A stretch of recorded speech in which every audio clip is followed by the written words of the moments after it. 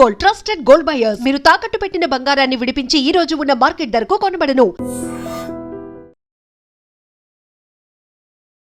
I dream చూస్తున్న ప్రేక్షకులందరికీ నమస్కారం. ఈ రోజు మనతో పాటు ప్రముఖ ఆధ్యాత్మికవేత్త, వాస్తు జ్యోతిష్య పండితులు బాలచంద్ర శర్మ గారు మనతో పాటు ఉన్నారు. మాట్లాడదాం. నమస్కారం గురుగారు. నమస్కారం. గురుగారు, లలితా సహస్రనామం గురించి ఇప్పటికీ చాలా మందికి సందేహాలు ఉంటూ ఉంటాయి. అంటే అసలు ఎప్పుడెప్పుడు పారాయణ చేయాలి, లలితా సహస్రనామం పారాయణం చేసేటప్పుడు ఎలాంటి నియమాలు పాటించాలి, అలాగే లలితా సహస్రనామ ప్రాధాన్యత గురించి కూడా వివరిస్తారు. శ్రీమాత్రే నమః, శ్రీ గురుభ్యో నమః.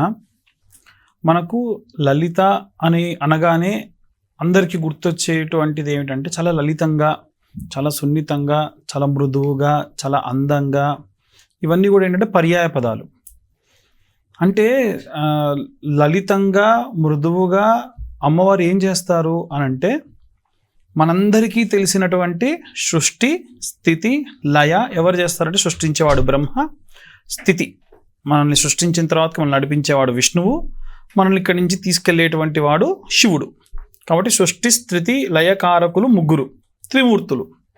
వాళ్ళ ముగ్గురిని కూడా సృష్టి, స్థితి, లయం చేసేటువంటి శక్తి ఏదన్నా ఉంటే ఆ మూలాధార శక్తి అమ్మవారు.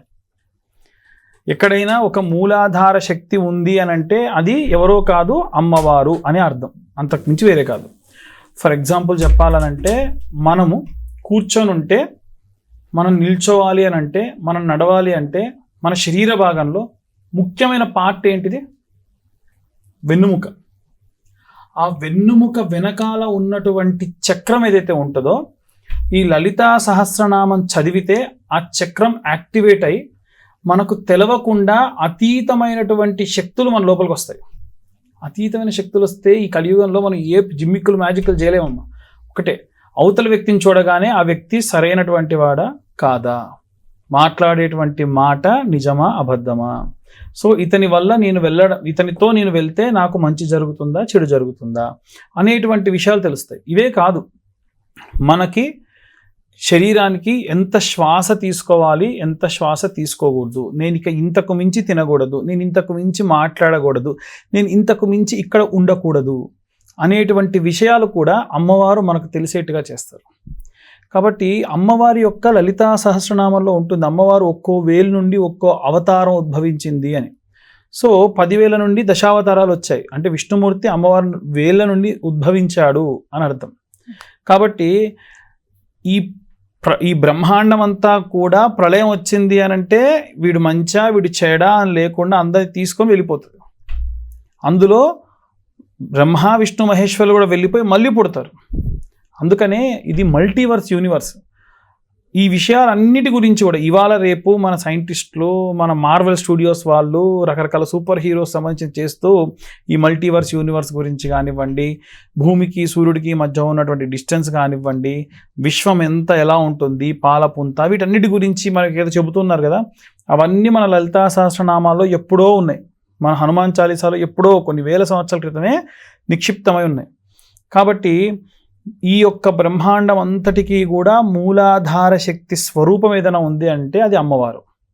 కాబట్టి లలితా సహస్రనామము చదవడం వల్ల ఏమవుతుంది అని అంటే, అమ్మవారి యొక్క లలితా సహస్రనామం బాగా పఠనం చేసి పారాయణ చేసిన వాళ్ళ దగ్గరికి వెళ్ళి అడిగితే ఒక ఆయన ఏం చెప్పారనంటే, అమ్మవారు అందులో ఫైనల్గా చెప్పేది ఒకటే నాన్న, ఏంటిది అని అంటే, నువ్వు వేరు, ప్రకృతి వేరు కాదు, దేవుడు ఎక్కడో లేడు, నీలోనే ఉన్నాడు. అంతే కదా. ఇప్పుడు మనలోనే భగవంతుడు ఉన్నాడు అనుకోండి, అప్పుడు మనం చేసేటువంటి పనులు తప్పు పనులు చేస్తామా? చెయ్యం. ఒక శ్రద్ధ, ఒక భక్తి, మన శరీరం పైన మనకు ఒక మంచి దృక్పథం ఉండడం, మనం మాట్లాడే మాట కూడా పర్ఫెక్ట్గా మాట్లాడడం, ఒకరికి మాట ఇచ్చాము అనంటే ఆ మాట కట్టుబడి ఉండడం, ఒకరికి వస్తున్నామని చెప్తే టైం మెయింటైన్ చేయడం, ఇవన్నీ కూడా ఎప్పుడు వస్తాయనంటే లలితా సహస్రనామ పారాయణం చేయడం వల్ల వస్తాయి. ఉదాహరణకు నేను ఒక చోట పనిచేస్తూ ఉన్నా, నన్ను ఒకరు ఉద్యోగంలోంచి తీసేయాలి అనుకున్నారనుకోండి, వెంటనే అలాంటిది ఏదైనా జరగగానే మనకు మొదలయ్యేటువంటిది ఏమిటంటే ఖేదం అని అంటారు, అంటే బాధ.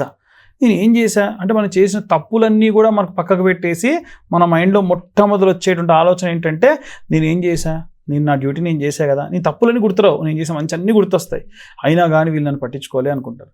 అదే ఎవరైతే లలితా సహస్రనామ పారాయణం చేస్తే ఏమవుతుందంటే, ఓహో ఇది అమ్మవారి నిర్ణయం కాబట్టి ఇంతకు మించి నాకు ఏదో అమ్మవారు ఇవ్వాలనుకుంటుంది, అమ్మ మహాప్రసాదం. కాబట్టి లలితా సహస్రనామ పారాయణం చేస్తే మనకి ఈ తత్వం అనేటువంటిది వస్తుంది, ప్రశాంతత వస్తుంది. ఇవేవి కూడా డబ్బులు పెట్టి కొనుక్కునేటువంటివి కావు. నీకు ఎన్ని లక్షలు కోట్లున్నా తినడానికి తిండి లేని పరిస్థితి, అంటే డబ్బు ఉంటుంది తినలేవు, బెడ్ ఉంటుంది నిద్రపోలేరు, వెహికల్స్ ఉంటాయి కానీ ప్రశాంతంగా దాంట్లో కనీసం జర్నీ చేయలేరు. కాబట్టి ఒక ప్రశాంతత అనేటువంటిది దొరకాలంటే కేవలం మనకు లలితా సహస్రనామం నుంచే వస్తుంది.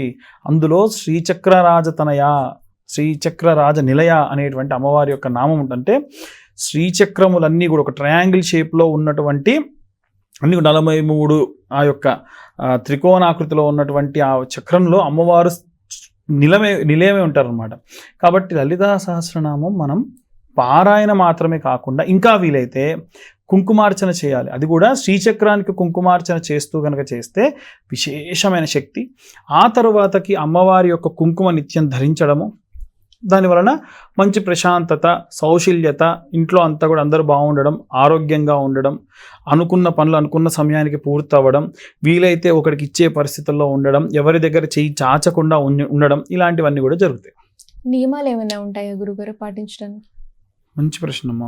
రీసెంట్గా ఇంకొకరు కూడా అడిగారు, గురుగారు తప్పుగా చదివితే ఈ యొక్క లలితా సహస్రనామం తప్పుగా చదివితే కూడా తప్పు కదండి అంటే, తప్పే.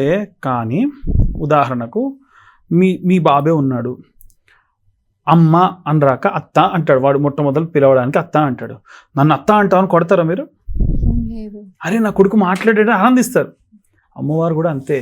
అమ్మవారు మొట్టమొదటి ఏం చేస్తారనంటే, మనం తప్పుగా చదివినా అదే స్టార్టింగ్ టైం అనుకోండి, ఆనందిస్తారు అమ్మ, పురిసిపోతుంది. అరే అసలు పొద్దున్న లేస్తే రీల్స్ చూస్తున్నారు ఒక్కొక్కళ్ళు, ఏవేవో పిచ్చి పిచ్చి ఇవన్నీ చేస్తున్నారు, వీడు ఇంత శ్రద్ధగా కూర్చొని లలిత చదవడానికి కూర్చున్నాడు రా, వీడిని మనం ఏదైనా సరే ఎంకరేజ్ చేయాలి, వీడు నత్తిగా మాట్లాడుతున్నాడు కదా, వీడు నత్తిగా మాట్లాడకుండా ఏదైనా చేయాలి అని అమ్మ మనల్ని ఇంకా దీవిస్తారు. కానీ అదే లలితా సహస్రనామం కూర్చొని శ్రద్ధగా చదివేటువంటి సమయం ఓపిక ఉన్నా కానీ, ఆఫీస్ టైం అవుతుంది 10 నిమిషాలు వెళ్ళిపోవాలి, ఓం శ్రీమాత శ్రీ మహారాజ్ని అని చెప్తా పట చదివేసి దాంట్లో ఒత్తులు పొల్లులు అని మిస్టేక్ చేసుకుంటూ అయిపోయిందమ్మా ఇది దండం పెడుతున్నా ఇది మొక్కుబడి చేసి వెళ్ళిపోతారుగా, అప్పుడు శిక్షిస్తుందమ్మా.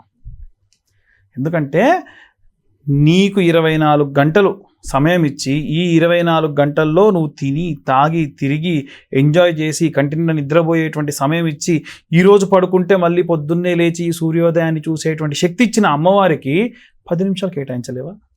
ఓ 15 నిమిషాలు కేటాయించలేవా? అంత బిజీ అయిపోయావా? అప్పుడు అమ్మవారు శిక్షిస్తారు. కాబట్టి చదివితే శ్రద్ధగా చదవాలి, మిస్టేక్స్ లేకుండా చదవాలి నీకు వస్తే. కానీ ఇదే ప్రారంభం అనుకోండి, అయ్యో అసలు నేను చదవడం తప్పులు చదువుతానండి, అసలు చదవడం మానేస్తా అంటే దోషం కాదు.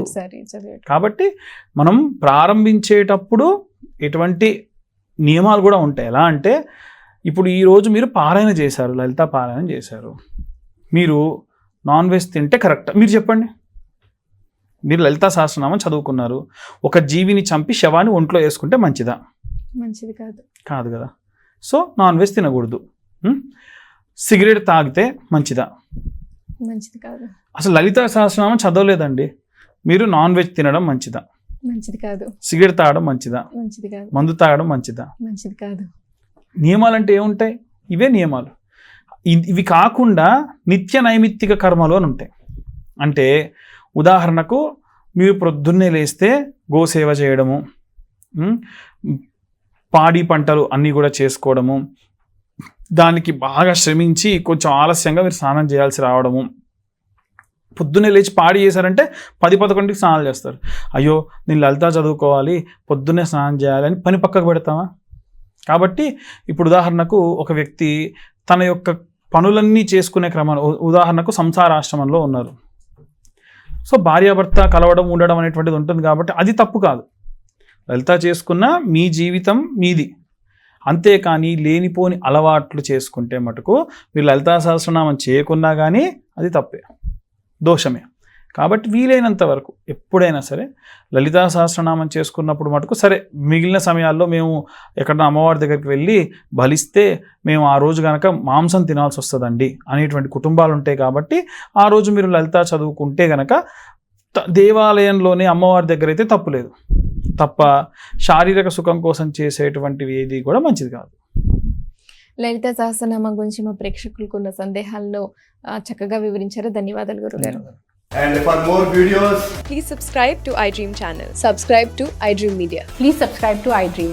Please subscribe to iDream. Please subscribe iDream. And please subscribe to iDream.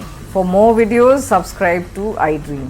please like, share and subscribe to the channel. Congratulations, iDream. Subscribe to iDream. Subscribe to iDream. So subscribe to iDream Media. iDream की iDream team अंदर की huge congratulations. Please subscribe iDream Media. Please subscribe to iDream. Subscribe iDream. Please subscribe to iDream. iDream అంటే నా కళల channel subscribe చేసుకున్న నోరు తిరుగుతలేదు, మీరైతే గంట గుర్తు కొట్టండి. For more such videos, please subscribe to iDream. Subscribe to iDream. Please subscribe to iDream. Please subscribe iDream Media. Please do subscribe to iDream. Please subscribe to iDream Media. For best entertainment and information, please subscribe iDream. And don't forget to subscribe to iDream.